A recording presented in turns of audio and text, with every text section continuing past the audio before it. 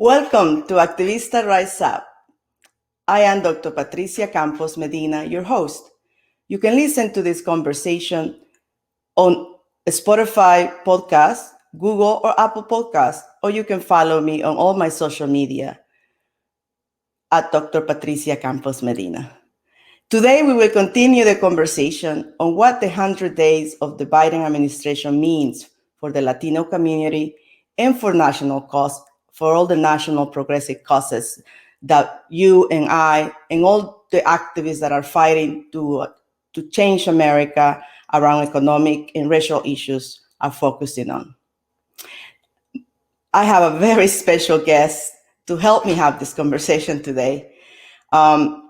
Sindy Benavides. We are both fellow graduates of T.C. Williams High School in Alexandria, Virginia. And I am so very proud to welcome her to join me today at Activista Rise Up. She is the CEO of LULAC, and one of the oldest civil rights organizations for Latinos in the United States. Sindy Benavides, thank you for joining me at Activista Rise Up. Patricia, Doctora Patricia Campos-Medina, it's such a pleasure to be with you today, and obviously a joy that we share an alma mater, that we both are Titans. Yes, we're both Titans. And both so active in our community, right? Yes, exactly. You know, I got to clarify, we did not go to high school at the same time, but we remain connected because of the issues that we were both working on as Central American migrants to Alexandria, Virginia. So I always pleased to hear all the amazing things that you're part of turning Virginia blue. That's what I'm going to say. We're part of turning Virginia blue, but we'll get to that part. But I want to just thank you for making the time. I know that you're busy doing a lot of things, but I think it's important for our audience and for all those who care about progressive issues and the welfare community to sort of digest what the 100 days of the Biden administration mean for our community and for all the causes that you're working on. So before we go into the discussion, why don't you tell our listeners a little bit about what LULAC is and a little bit of your role there. Sounds good, Patricia. And, you know, with LULAC, it's the League of United Latin American Citizens. We are 92 years young, and we are the oldest and largest national Latino civil rights organization in the country. And, you know, LULAC was formed in Corpus Christi at a time when simply coming together could be considered conspiracy. And believe it or not, at that time in the 1920s, our community could be hanged, lynched, and even killed without ever there being a sense of justice. And for 92 years, LULAC has been at the forefront of key issues. And so, you know, for folks that are aware of Brown versus Board, before there was a Brown versus Board, which integrated schools across America, there was Mendez versus Westminster, in which LULAC was heavily involved in integrating the schools of Orange County, California. And that case was used as a precedent to Brown versus Board.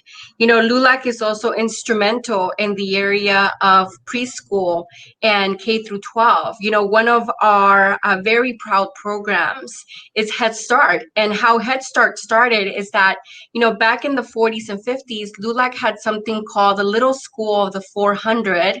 The purpose of that school, and again, this was at a time, Patricia, when our schools were not integrated, when, you know, Caucasian students were going to the Caucasian schools, Black students were going to Black schools, and, you know, Mexican American and Latino children were going to the Mexican American school. Yes, yeah. So what happened is that LULAC created the Little School of the 400 with the intention of teaching our children 400 English words before they went into school. And at that time, Congressman Johnson comes and visits our little schools. When he becomes President Johnson, he takes this model and turns it into Head Start. Oh, wow. And so, you know, it's amazing just the legacy and the impact that LULAC has had across the country, and people don't even know it.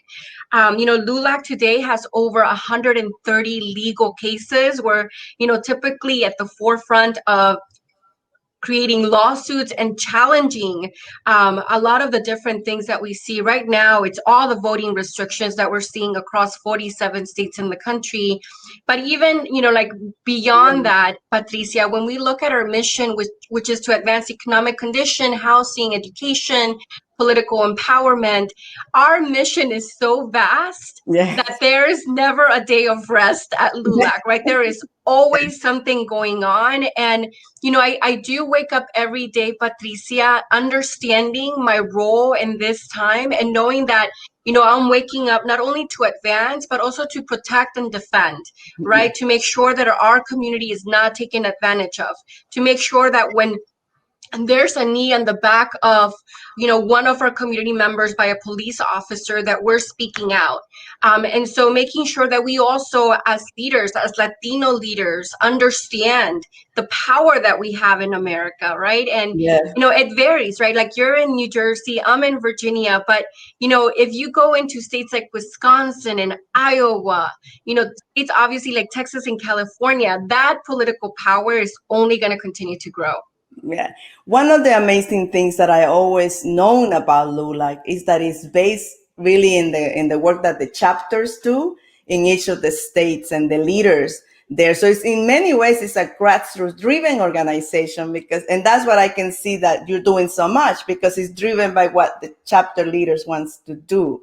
How do you keep that connection as you as the CEO driving a national agenda, but then encouraging that grassroots activity from each of the chapters? And I first encountered that when I was working for LACLA, Labor Council for Latin American Advancement, which a lot of members of LACLA were also leaders of LULAC. So we had that interconnection of the civil rights and the labor movement. So how do you make that work in your daily operations of the organization? Because it is vast.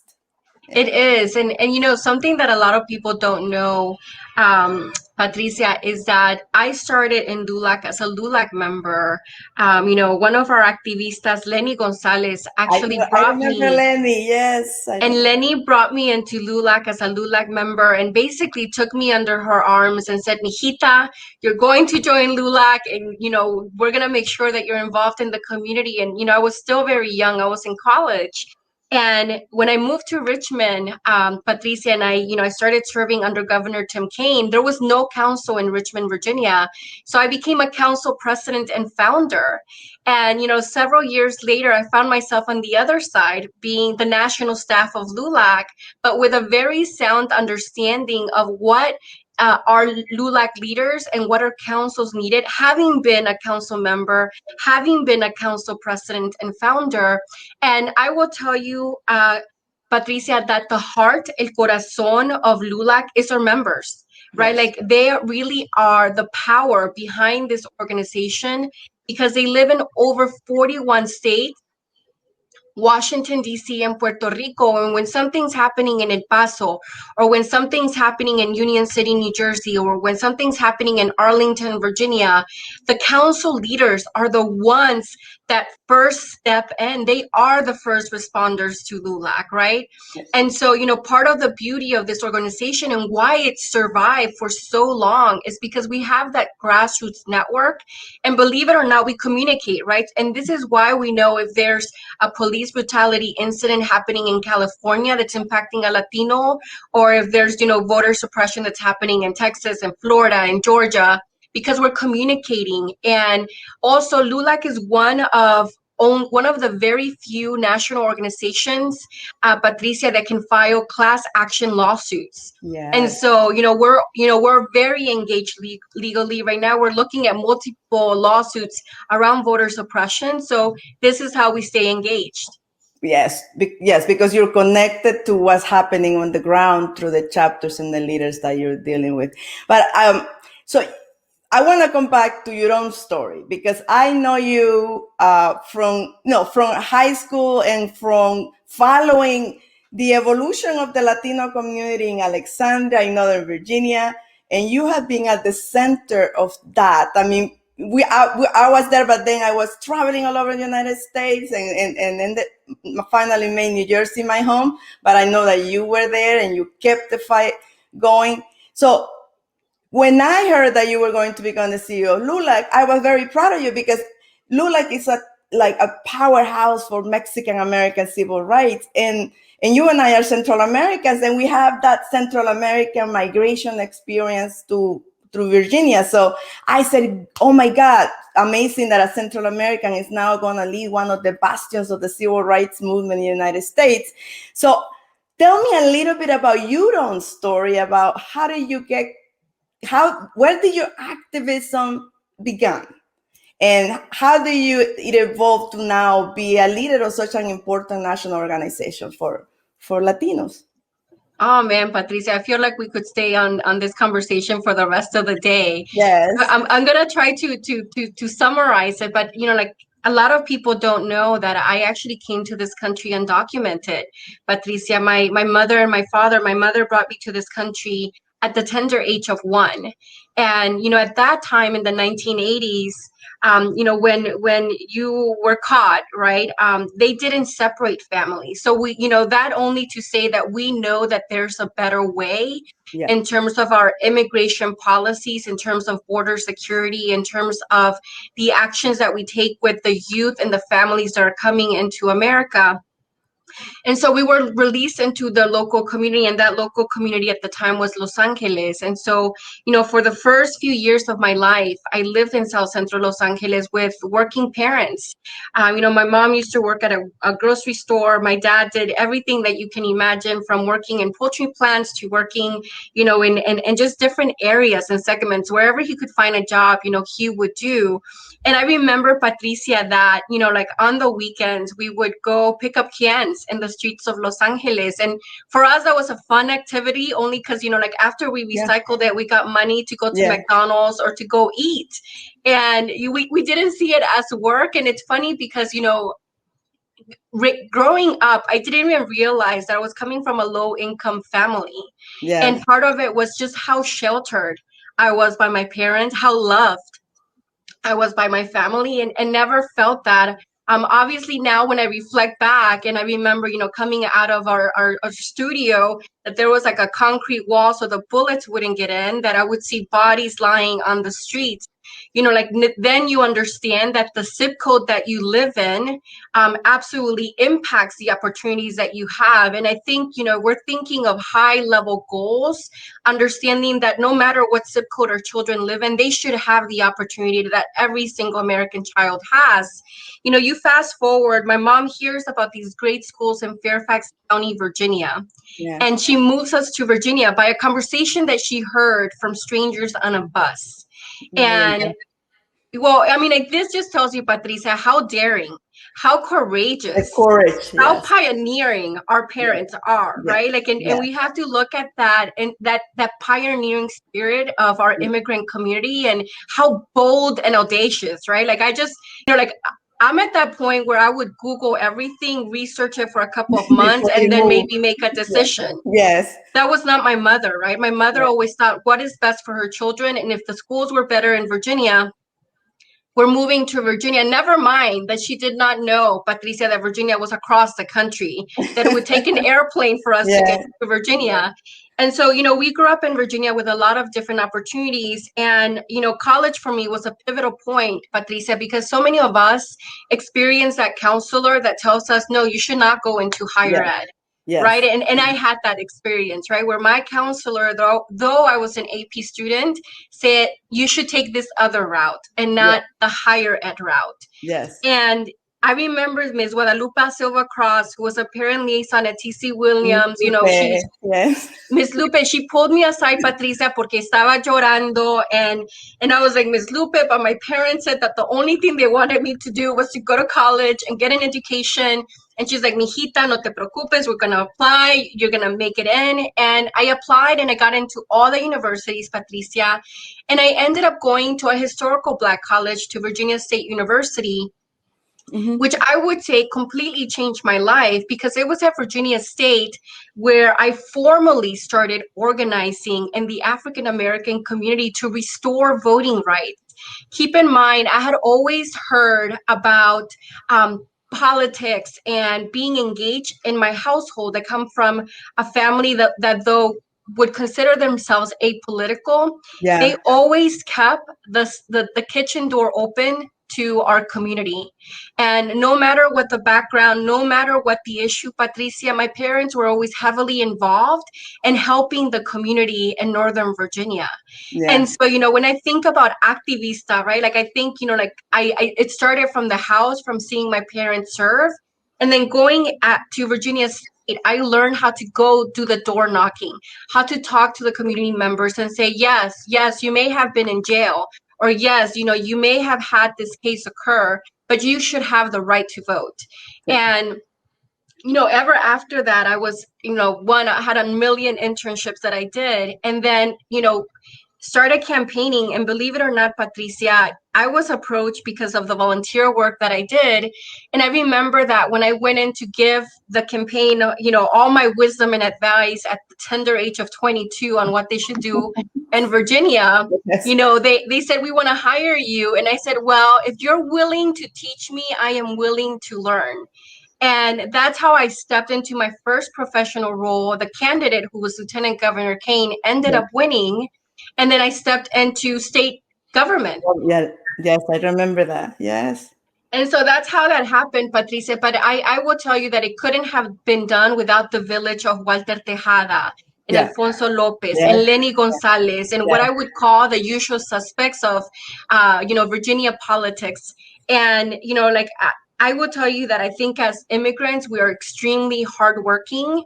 And, part of being hardworking and also very intelligent is that we're dedicated. And so, there's this story where I get called to the chief of staff's office, and the chief of staff, when you get called to the chief of staff's office or the governor, you did something wrong. You really messed up. It's a crisis. Yes.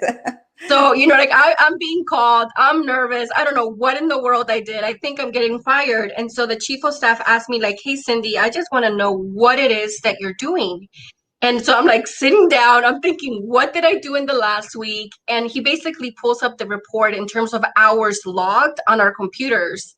And right next to him, in terms of hours logged, I was the second government employee with the highest amount of hours logged. And I told him, well, I'm like your Latino liaison, I'm your Asian liaison, I'm your community engagement person, and I'm your director of board appointments. I have like 4 jobs.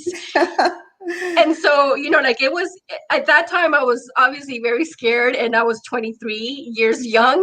But, I think that also built my credibility as someone that was very dedicated and could get things done. And, just to make it short, Patricia, Governor Kaine becomes DNC chair, and that's where I step into the national scene to really work on democratic politics at the national level. And then, when Governor Kaine runs for Senate, I was asked to either go to Chicago because there was a presidential campaign, or to come back to Virginia. And for me, loyalty is everything. And Virginia is obviously very close to my heart. So I came back to Virginia, campaigned for the senator, and then I had to make another major decision in my life, which was, do I go into Congress, under the senator, or do I go and champion the agenda of my community directly? And, part of the balance, Patricia, and you know this in serving in public office and, serving for government, is that, when you're serving for a governor, you're always balancing their agenda, or you're balancing the president's agenda. When you're in a nonprofit arena, at least 95% of your agenda is the Latino community, right? Yes. And that's exactly what I wanted. So, in 2012, I made that shift into the nonprofit arena, never thinking, Patricia, that I would become the CEO of the organization, right? I was in it because I believed in immigration, because I was doing mobilization, because I was working on civic engagement. And never did I think that, only 6 years later that I would step into this role. Well, this is why Activista Rise Up is such a passion of mine, because I believe that folks like you who do public advocacy, because it is a calling, it is something that we believe in, that's what makes a difference and shifts the narrative about who we are in this country. So I thank you for sharing that, because I knew a little bit about you, but I didn't know that. And I appreciated the passion in which you have sort of step into these roles. I want to say that the person that connected you and I is indeed Mrs. Lupe Silva, because I remember she used to call me all the time about different issues at TC Williams, because I was part of the fight as a student at TC Williams to get her to become a community liaison for us in those schools. And I only say that because Virginia now is a blue state, and we're more progressive than we used to be. When my parents arrived in Virginia, that was 1980, and I arrived in Virginia in 1988. It was a totally different place than it is right now. We were not welcome as immigrants, but my parents, like your parents, they were like, there's opportunities, there's jobs, there's good schools, that's where I'm going. And I think that's sort of the mentality of many Latinos even today. So I want to say that I remember our connection with Ms. Lupe Silva, but also all the activism in Virginia to change Virginia. And Walter is another leader that's connected to both of us. And this is my home now in New Jersey, but Virginia is my hometown. That's where my activism began. But I want to from that, moving from public service to back to driving a Latino agenda and driving it, making sure that whoever is in office, our agenda is at the core of it. What do you make of the 100 days of Joe Biden administration, what he laid out for America? How does it impact Latinos? And LULAC, where are you focusing on in terms of driving that agenda? Because I am so glad people like you are leading that effort to make sure that whatever investment comes now, it is addressed towards our community. And I will tell you, Patricia, like again, Ms. Lupe Silva Kraus being someone instrumental in my life, and having that Virginia connection for a reason. And I believe, Patricia, that everything happens for a reason, and there's a purpose for each individual.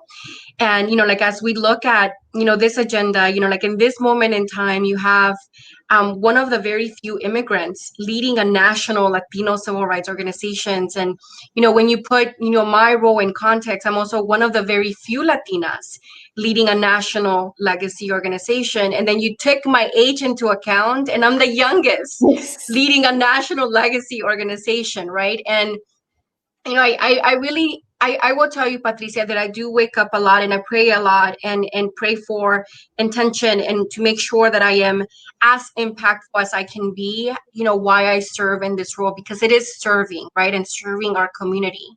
And as I think about this administration, I want us to reflect a little bit on what occurred before this administration.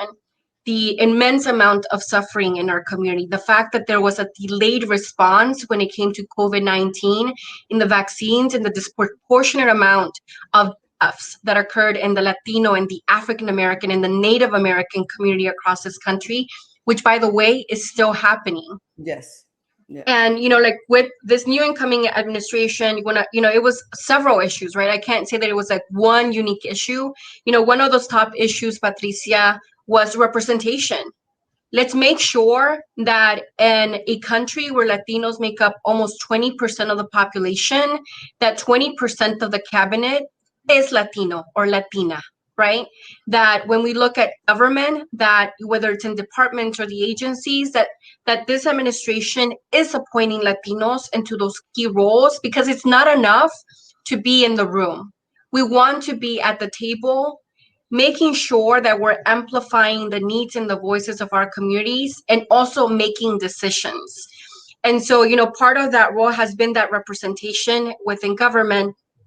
Another key role has been the economic relief, right? And making sure that, because so many in our community are suffering, Patricia, and we know the vast amount of Latino small businesses who did not get the PPP loans, right? Yeah. Who did not qualify because they didn't have the basic infrastructure. And by what I mean by that is that so many of our businesses did not even have a business account. They had an individual account, right? So they couldn't even qualify to apply. And now what we see with all these rounds of like restaurant relief and, additional loans and grants that are being made to businesses is that now you're leaving behind businesses who may have ITIN numbers. And, like part of my job is to flag that for the administration, to send the formal letter to the SBA director and to make sure that they understand that intentionally our businesses, the most vulnerable, are being left behind. And, as I think of all the other issues that we've worked on, the issues of the military and our veterans, the issue of Vanessa Guillen, and making sure that, our community members, our service members are not going into the military and being harassed, whether you're a woman or you're a man. A service member should not be dying on our military base on U.S. soil, Patricia. Yeah. Right. And I know that, the Army recently released the information that, in fact, Soldier Vanessa Guillen was being harassed and that there was a lack of action by her battalion and by her leadership. And so, in that, Patricia, we have been working really closely with the Pentagon and making sure that does not occur. Yeah. And that's the issue of intersectionality, right? That our people in the military or wherever they live, because she was not just, harassed because she was a woman who was being harassed, but she also a Latina being harassed in the military as a woman. So the two issues we basically ignore internally. No, and LULAC stepped in, Patricia, when, Ms. Gloria Guillen, Vanessa's mother, when her questions were not being answered. And that's when we stepped in. And of course, it went national. But what we did not expect, Patricia, is that we did not know that we were opening up Pandora's box. Yes. Right? We were aware of the cases of harassment. We did not know how many. And all I can tell you is, if you want to go into the I am Vanessa Guillen hashtag, you'll see the thousands and thousands of how many military members and veterans are sharing their own stories of what happened to them. And so part of it is also looking at those intersections. As I think of the incoming administration, the issue of immigration is huge, Patricia, right? Yeah. And we knew this was something that was used politically in the previous administration. It was something that was used politically during campaigning season. And so for us, it was really important that the Biden administration understood just how critical and important this was, not only for our economy, but for the future of America. Mm-hmm. And, as I think of the intersection of the pandemic, you welcome America. It was our essential workers who kept America running. And so many of our essential workers that are farm workers, right? Like over 80+% are Latino immigrants. When you look at our meatpacking workers, over 40% are Latino immigrants. Yeah. When you look at our grocery store workers, 1/4 of them are Latinos, right? And so, for us, it was making sure that the administration, Patricia, was also putting them as a priority. And it wasn't only like the hashtag essential workers without any real action behind it, right? Like we want the protections for the workers. We want to make sure that companies are providing all the different masks and social distancing. We want to make sure that they are being paid for the hours that they're working. And if they're working double shifts, that they're being paid for those extra hours. We want to make sure that they're not dying like we saw in the meatpacking industry. I would say, the other big issue is technology, Patricia, and you and I are fortunate that we can connect via this medium, but 1 in 3 Latinos do not have access to technology and broadband. Yeah. And, when I think of technology and the intersection of education, can you just imagine all of our children who were not able to go to school because they did not have the proper equipment or because they didn't have Wi-Fi? Mm-hmm. Can you also imagine all our children who did not have the support of the parents because the parents may not be computer literate or because the parents had to work to be able to provide for their children? And, there's so many stories, Patricia, that totally break my heart as I've heard them, passing in the grocery store to talking to like our education unions, to talking directly to teachers, where, the issue of mental health, I think, will be a big one as we look towards the future. Yes. The issue of how many of our students have failed, 400% increase fail grades in the Latino community. And I think that's an undercount, by the way.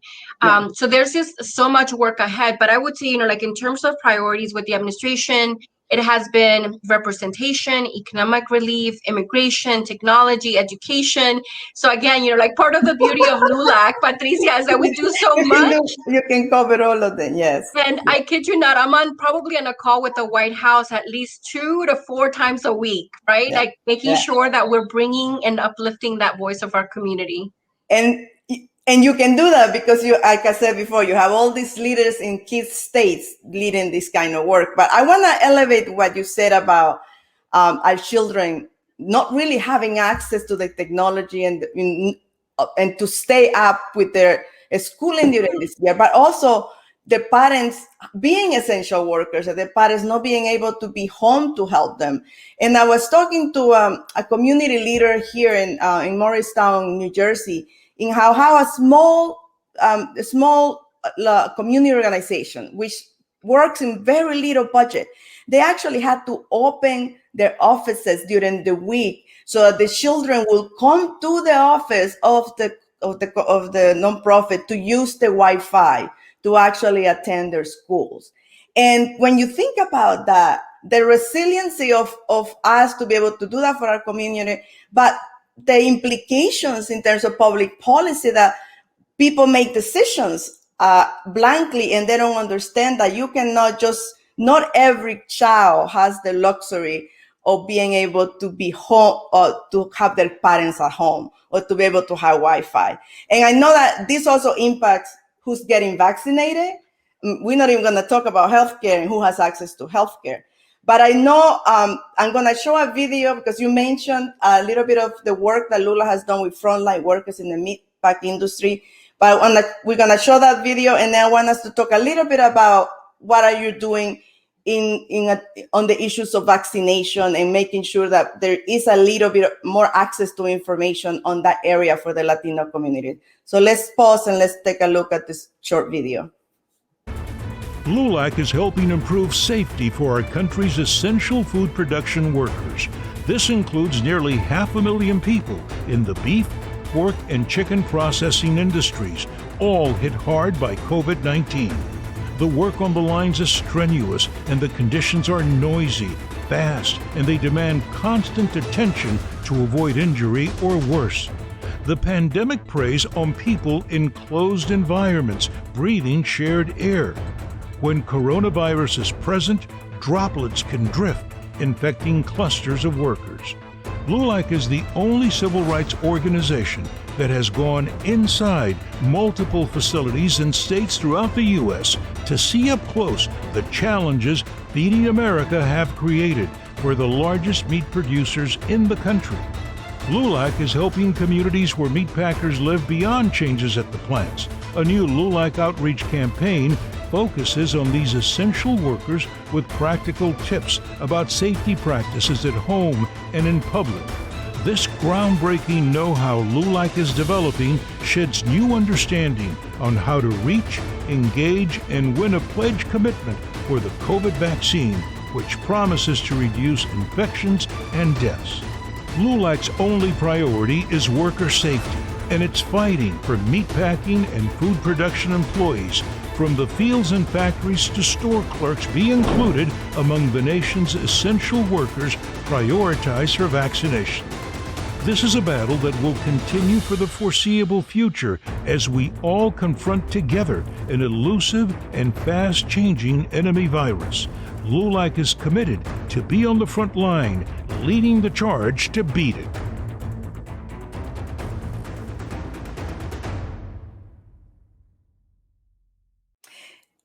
That's amazing work that you have been doing for frontline workers all over this country during this time. I know that you're translating that into the education around vaccinations, because unfortunately, there's a lot of misinformation out there about vaccinations, and that's part of the problem. But the other problem is lack of access. So how are you addressing that issue for our community? And, just to take a step back, Patricia, in terms of our meatpacking workers, this first started because we got those calls from our workers saying, we're marching into slaughterhouses and we feel like we're putting our lives on the line. And, we have to remember that they too are people, right? We could be them, right? They could be our parents and our family. And so we stepped in to ask those questions. And basically, there was a failure in communication. And what was happening, Patricia, is that their colleagues, the people that they stand shoulder to shoulder, were becoming sick with COVID-19, some of them even dying. And so LULAC stepped in to ask those questions, right? So many of them were fearful of retaliation, of being laid off and fired simply for asking a question. And so this is where we stepped in to highlight, one, the impact that it was having on meatpacking workers, the fact that so many of them were getting COVID-19, so many of them were dying, and working with the various corporations to make sure that they were providing PPE and that they were really thinking thoughtfully about slowing down the lines and distancing the workers, and making sure that the locker rooms had sufficient distancing, that during their breaks you didn't have a line of people behind a microwave. And so really thinking thoughtfully about that and uplifting their voices. Because I don't know if folks remember, but the very onset of this pandemic, when you walked into a grocery store, there was no meat, no poultry, and no toilet Yes, paper. it was a right? crisis. Yeah. Oh, wow. And it was, that shortage. And, I want us to be mindful and to be thankful for our essential workers, for those meatpacking workers, for our farm workers who never stopped producing the fruits and vegetables that we get to eat at home. And as I think of the vaccine and COVID-19, Patricia, I think again of the huge and massive failure of the previous administration. And I say that because back in March, when all of this started, I remember we called the CDC, Patricia, to ask for information in Spanish for our speakers who may be Spanish dominant. And their response was, we don't have it and we don't know when we're going to have it. And this is from the federal government, from the CDC. And so our nonprofit stepped in to create these resources in Spanish. We created something called Ayuda en Español, which ended up becoming a toolkit because along the way, Patricia, we were finding out that our community did not know about safety net programs like the food banks. Yeah. Keep in mind, at this time, people were being furloughed without pay. People were being laid off without pay. Some of them did not qualify for unemployment. So where did they go? And this is how Ayuda en Español toolkit, was started. One, what was COVID-19, social distancing, masks, washing your hands, understanding food banks, understanding resources around domestic violence, understanding resources for education for the children, and so on and so on and so on. And this has, changed over time. Now there's a heavy focus on housing and making sure that our community is able to stay in their apartments, in their homes, and understands the different relief efforts that are available to them. And so as I think of the vaccines and COVID-19, Patricia, for us, it was taking a moment to educate ourselves and then rapidly turning around and creating resources for our community. And today we have something called Vacúnate Hoy. So if folks go to vacunatehoy.org, you will see the website is very tailored to our essential workers. It's very tailored to making sure that the language that we're using is very digestible, and also confronting the misinformation. And this has been a direct campaign attacking Latinos and Spanish. Yes. Right? We suspect, Patricia, that our Latino community is getting anywhere from 1 to 3 videos with misinformation on the vaccine. And so as you think about the fear that exists within the Latino community because of the previous administration and the public charge rule, when you think about the natural fear that exists in terms of the pandemic and also the vaccine, is it reliable? Will it be successful? When you think of the fear of government, when you think of, all these layers of where our community right now is just trying to survive, they're figuring out if they're going to have food for their children that day, if they're even going to have a house the next day. The last thing from their mind is the vaccine. And so we have to be very thoughtful of the way that we communicate with the community and make it as easy as possible. We have to meet our community where they are. And Patricia, to your point on technology, if 1 in 3 Latinos don't have access to technology, how are they going to sign up for the vaccine if the only way to sign up for the vaccine is on the computer? My point exactly. I never understood how they thought that this would work. Not just for Latinos, like working class people. If your expectation was signing up is somebody to go to make an appointment, on a computer, you will never reach the people who need access to the vaccine. So we need a different approach. Absolutely. I mean, we need, and then it's not only the access to technology, then you have the language access, right? Where, folks may finally be able to do it from their smartphone, or they may finally be able to have access to a computer. And then they find that, like leading up to, maybe everything's in English, or it might be in Spanish, but then the form itself is actually in English. Yes. So, and I will tell you, I did the forms for my parents, Patricia, and I am, as you know, and a very smart, very pilas. I consider myself a very educated Latina. And I mean, it took me like 30 minutes to do that form, right? And I just think of our working class parents, single parents, individuals who may not, have access to a computer, who may not understand these jargons and this language and what it means, to finally go through 6 pages and like click submit. And then, I also know the layer of even being able to get there, right? So like if the communication is via email, many of our community members don't have emails, yes. right? Yes. And so I have to open one for my parents so that they could get email, but they don't check it, because it's not part of what they do. So it's just mind-boggling.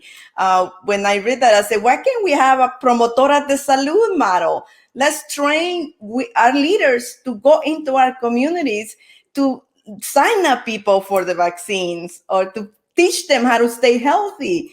But to rely, so like changing the model, I think that something that we ought to push more in the United States, Absolutely. And I will tell you, Patricia, that's exactly what LULAC is doing, right? Like, so part of the reason why so many individuals are seeing so much visibility from LULAC, it's because of our grassroots membership. It's because we are heavily active. It's because we're doing the food distribution. It's because we're working with families and their children. It's because we're doing the mentorship. It's because, we're getting ready to send out through our councils and through local community members, promotores and promotoras who will be at the churches, at the grocery stores, making sure that our community is signing up, right? Like taking those 10 minutes to sign them up, to tell them, aquí es a donde va a ir a esta hora, y esta es la primera vacuna, right? Or just explaining to them what's the difference between Pfizer, Moderna, and the Johnson & Johnson vaccine, right? And so you see that activism from us, Patricia, and then, we're super excited that we're rolling out, and we've been rolling out PSA since January, but there's a big one coming in May and June that we're really excited about. And so know that, we are active at all fronts. And Patricia, when I tell you we're communicating with everybody, we're communicating with the community, we're communicating with the nurses, with the doctors, with the administration, with the task force, with Congress. I mean, I'm sure nobody's tracking your hours like the governor of Virginia was, but I'm sure you're working 3, 4, 5 jobs at this point. But you know what, Patricia, I feel blessed to be in this position. And it's a position of influence. It's a position of serving our community, to be able to communicate directly to the White House and say, this model is not working. What more do we need to do? How can we help? Right? Like, let me share what we've learned from the work that we've done. And believe it or not, Patricia, it's not only sharing, how we were successful, but what were the failures, right? Like, what did we learn from like the missteps to make sure that they get it right? So in that sense, Patricia, just know that we are here to continue to elevate those voices and make sure that this government is thinking of how do they meet our community where they are. And making sure that there's Latinos who are those, on those task forces at the decision-making table, creating those solutions for our community. Well, I can say there's no better leader to be having those conversations than you, coming from the grassroots and being able to be at the top of the policy-making levels. I think that is the congruence that we have to have in our movements, the grassroots and the national, and being able to elevate the voices, because that's where innovation happens in addressing problems. It happens at the grassroots. It happens in the communities that we live. And to me, I was grateful to see, I come from the labor movement, right? And the labor movement, we have our own issues. We have not been able to systematically organize those big meat industries plants, and the fact that you responded to the call for education and access, and that perhaps because you're not a union, you were allowed to go inside those places and help people. That is powerful. responding to that demand and be able to be partners in improving people's life. I think it's just amazing. And I'm so proud that you're there and that we're here and that we can together figure out how to elevate these issues to a different platform so that our people and our issues are seen and are heard by the people that Joe Biden has at the forefront. So before we move on, you have been, a grassroots leader, you have been in government, you have been here at LULAC. I see your passion about the work that you're doing with LULAC. Where do you see yourself next? Or what do you, I know you can go anywhere, but where do you see yourself having the greatest impact in the future? Patricia, coming into this role and now being in this role for about 2 years and a half, there's so many issues that are important. And I know you worked on the issue of gender equity. Yes. But, when it comes to Latinas earn 53 cents to the dollar of what a Caucasian male would make doing the same exact job, right? Latinas are at the bottom of the totem pole. And yet Latinas rise up, right? Latinas are, surviving and even at times thriving, right? Even when the deck is stacked against us. And so, as I look at my future, Patricia, I really do think about the issue of representation, not only for Latinos in general, but for Latinas. And, right now we're part of something called Latino Voices for Boardroom Equity with our friends who lead the Latino Corporate Directors Association, Esther Aguilera, and making sure that, corporations who market to the Latino community, who profit from the Latino community, have Latino representation on their board. And I say that because as Latinos, we do not understand our purchasing power. Do not understand how much of our money goes into purchasing, X item, right? And we do live in a consumer society. And so, just to give you an idea, Patricia, when California passed a state bill which mandated that more women be on corporate boards in California. In a state like California, where Latinos are 38% of the population and over 511 seats opened up, only 17 seats went to Latinas. And so, what that tells me is that clearly what is logical to you and I, Patricia, is not logical to everyone. No. So we had to go back, and now there's SB 979, which mandates that an ethnic minority be on these corporations. Awesome. And there's a failure in America, Patricia, to recognize that if you do not have Latinos at the table, the 1 in 5 today, then diversity, equity, and inclusion does not exist because you're missing out on 20% of the population. But more important than that, Patricia, if these companies are thinking about their future profits and their economic growth, guess what? In just 3 decades, Latinos will be almost 120 million strong, which means that 1 in 3 Americans will be of Latino ancestry. 1 in 3 Americans. Wow. And so for these corporations who are looking at the issue of diversity, equity, inclusion, if you don't have Latinos at the table, you have missed the boat, right? Like at this point, we are 1 in 5. If you didn't get it today, I hope that you get it immediately and that you understand what this country and the evolving change and the massive change that this country is having. But I think more importantly, Patricia, as I think of your program, Activista Rise Up, this is a call to action to our community. Yes. For us to understand that, el dinero that so many of us work hard to earn, and I think of my parents, I think of your parents, Patricia, I think of so many of our family members in our community across the country, that we be smart in how we invest it. Yeah. And that we pay attention to corporations and what they're doing and uplifting our Latino community. Yeah. Is the Fortune 100 company that is in your backyard investing into your local community? Do they have Latinos on their corporate boards? Yeah. And so, as I think of the future, Patricia, the issue of gender equity, I also think that in my future, Patricia, it's not only doing this domestically, but doing this globally. I will tell you, I could do this in my sleep.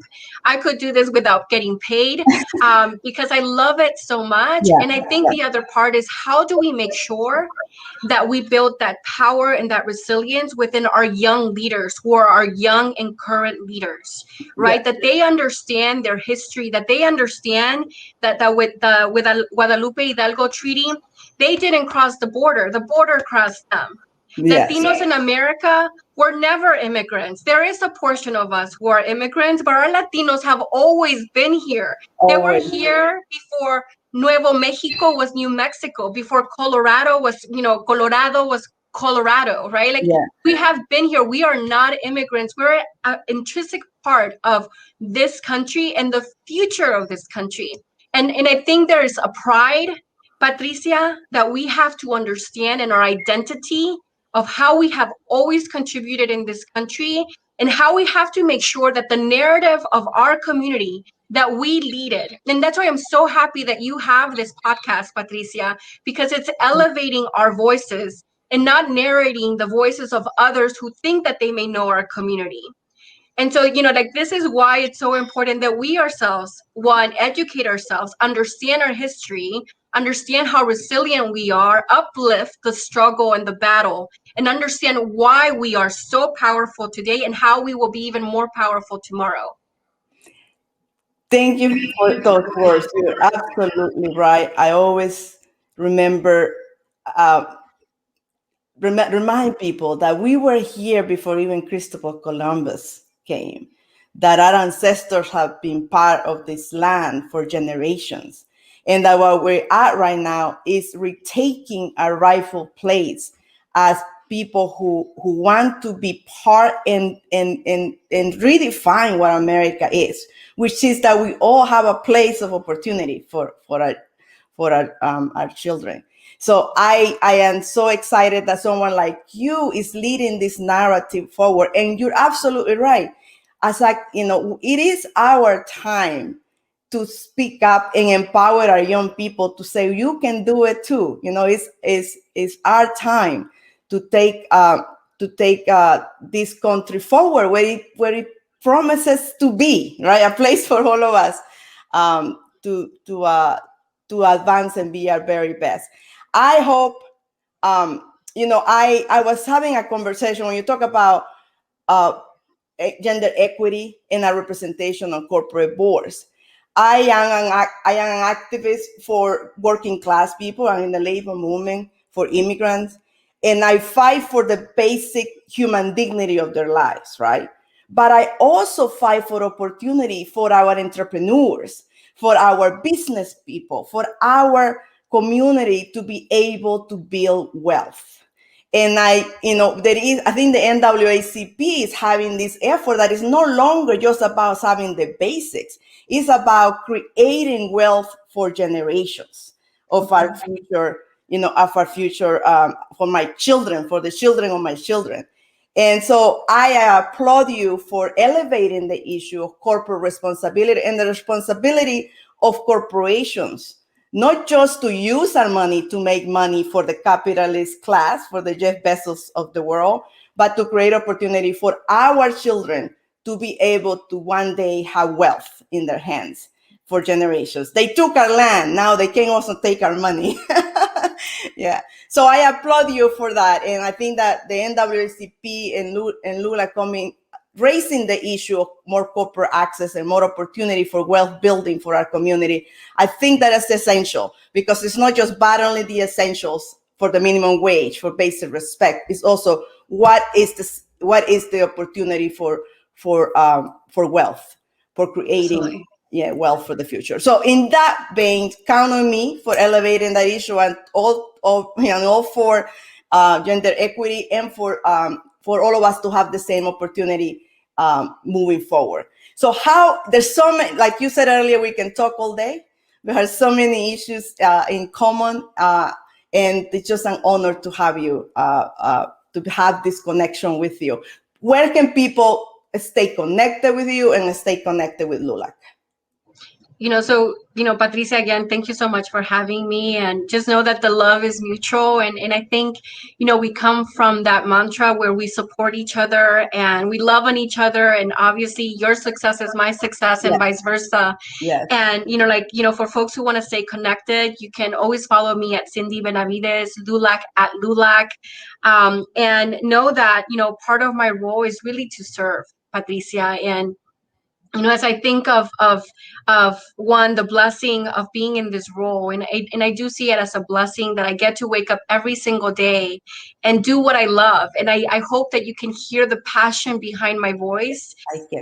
That that when I'm walking into a room, yes, I may be very sweet and kind, but know that I am walking in there with purpose. And that I understand the role and the moment in time that I'm living in. And that if we don't speak up, Patricia, then it's not an issue. And we have to understand that although we may have been culturally raised to be quiet and to be very respectful, we also have to understand that as a community, we have to walk in with purpose, with intention, and that we must utilize our voice as the tool to create that change. And so, as I think of how folks can stay connected, obviously, you can go to lulac.org. There's different ways of, being connected with LULAC. Sign up to get our different communications. Follow me at Sindy Benavides at LULAC. Also know that there's leaders within your state. And if you want to be involved, reach out to them. You can find them on our website. And, we're living in a day and moment, Patricia, where it's going to take all of us, right? Like, this is not something that happens by one person. This is something that's going to happen because our community is involved, whether it's in Virginia or Jersey or Iowa or Texas or Puerto Rico or DC. It really is going to be all of us elevating our voices and making sure that people understand our issues and how it impacts not only our local community, but the future of America. Pero con eso, Patricia, muchísimas gracias otra vez for having me. Thank you for joining me and for reminding us that having access to people in power is not just about making ourselves feel better or adding ourselves into the group. It's about building power for our community and bringing others along. And I know you have done that. And I thank you. I know you will continue to do that for our community. Muchísimas gracias, Sindy, por tu liderazgo y por tu compromiso con nuestra gente. Adelante. Gracias, Patricia, y gracias a ti también. Sindy is an example of a servant leader, someone who had the opportunity to serve at the highest levels of public service and who came back to her community to lead as a fight for civil rights, for economic opportunity, and for the future of America. Not just the future of Latinos in the United States, but what America could be when we all have the opportunity to be our best.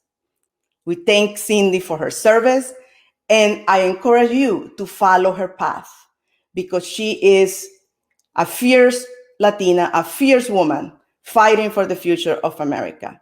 And I invite you to join me in supporting her efforts and in supporting the struggles that LULAC and leaders like her are leading every day.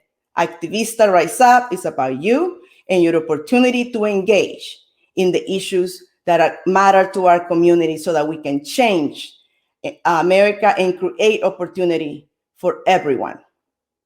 Thank you for listening. This is Activista Rise Up. See you next week.